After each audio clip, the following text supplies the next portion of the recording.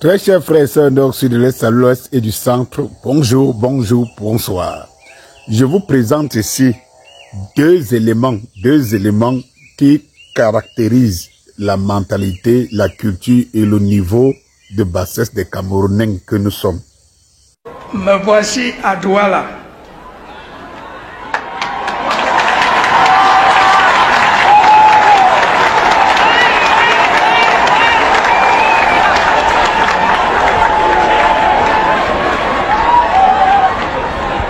Me voici donc à Douala.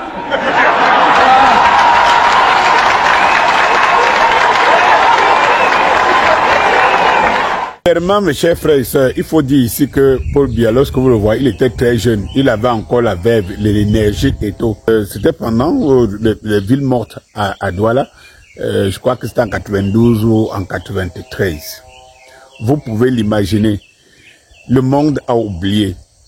Il y a une seule chose que j'aimerais demander à Paul Biya. Quand il se revoit, il voit ces images. Il se voit en train de dire à Douala, une ville qui appartient au pays qu'il dirige, le Cameroun, en train de dire, me voici à Douala. Il défie qui? Les populations de Douala. Il défie Douala. Ou alors, ce qui était revendiqué en ce moment n'était pas légitime. N'était-il pas légitime, monsieur Paul Biya? Du haut de ta vieillesse croulante, j'aimerais que tu revoies les images, tes propres images, et que tu t'interroges.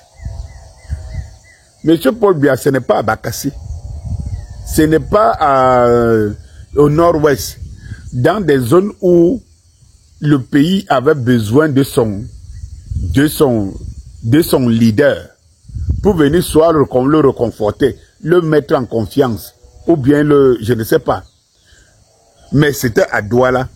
Il n'y avait jamais eu d'armes là-bas. Il n'y avait jamais eu la défiance.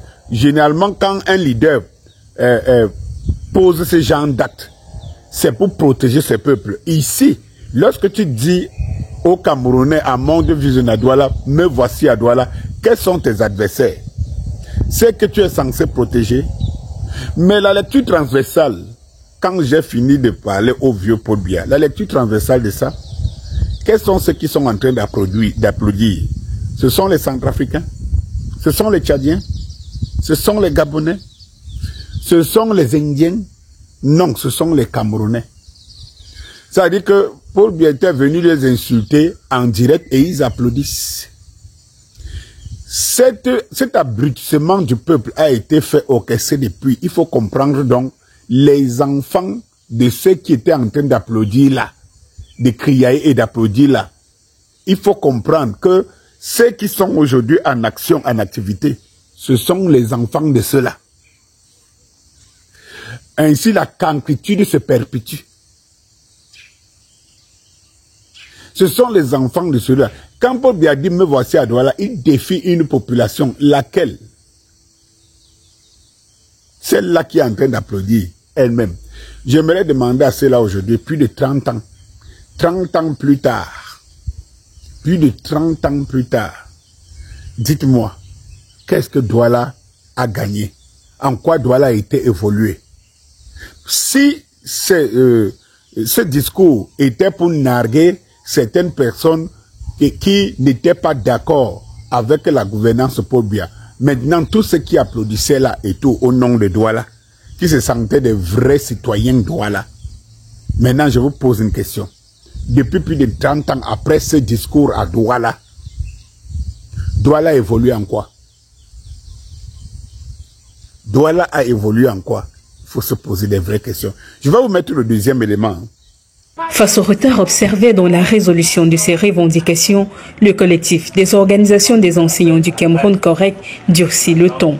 Le COREC appelle l'ensemble des enseignants du Cameroun, tout ordre et secteurs confondus, à observer une cessation totale d'activité allant du mardi 22 avril au vendredi 25 avril. Un durcissement de position qui ne ferme toutefois pas la porte au dialogue. Le plus important ici, lorsque vous écoutez ça, C'était aujourd'hui, nous sommes le 24. Ça veut dire que la grève s'arrête demain. Le problème, je vous parlais donc maintenant, les rejetons de ces cancres qui applaudissaient Paul Biya. Je crois en 92. En 92. Je vous parle de ces rejetons. Vous voyez que la toile n'est pas animée. C'est comme si rien ne se passait. Et c'est comme s'il n'y avait pas une grève des enseignants, non? Vous voyez que les jeunes et les personnes sont sur la toile pour savoir si Samuel Eto'o a pris une photo, si c'est vrai ou pas, à côté d'une maison de Marlène et Voutou quelque part. Vous allez savoir si les arbitres ont respecté, ont arbitré ou pas. Savoir si Kamto SM levait beau le matin ou pas. Et savoir si Cabral Libye pouvait faire moins ou mieux que Kamto. Ainsi de suite. Vous avez les leaders de force du changement.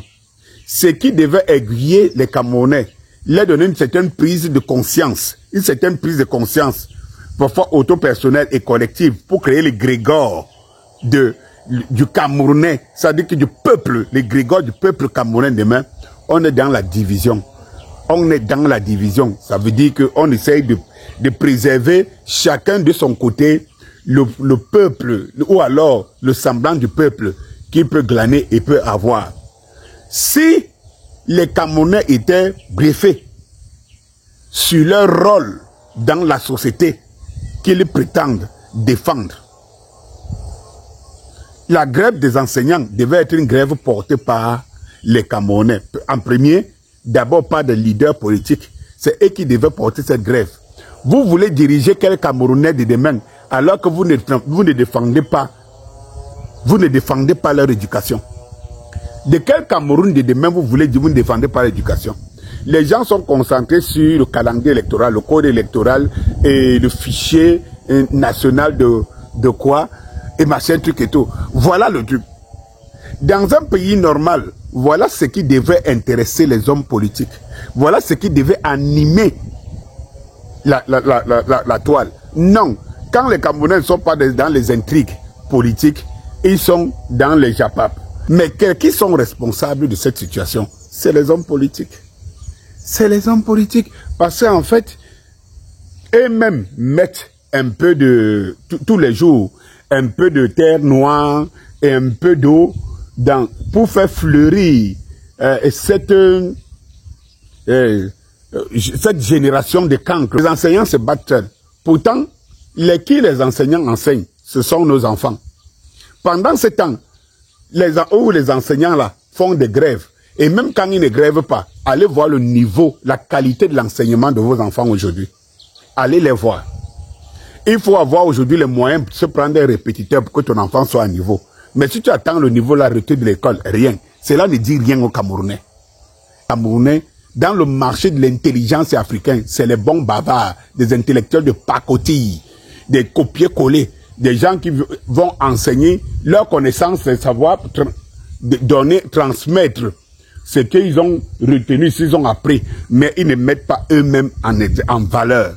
Et c'est ça le véritable problème, mes chers frères et sœurs. Allez chercher le mal quelque part. Quand je vois le degré d'intégration, de moralité intellectuelle qu'a les Burkinabés, et je vois les Camerounais, que lorsque vous allez dans les réseaux, c'est tout ce qui anime la galerie qui importe et non l'essentiel. Voilà donc les enseignants. Ils parlent eux-mêmes, ils entendent eux-mêmes, ils écoutent eux-mêmes, personne ne les suit et en retour, on ne se rend pas compte que cette société, d'après nous là, sera encore plus cancre parce que les gens auraient des diplômes mais n'auront pas de connaissances ni de compétences. Et de même plus tard après, on va dire, respectez-les. Il ne faut pas parler à un agrégé n'importe comment. Il ne faut pas parler à un diplômé n'importe comment. Ces diplômés-là, c'est là.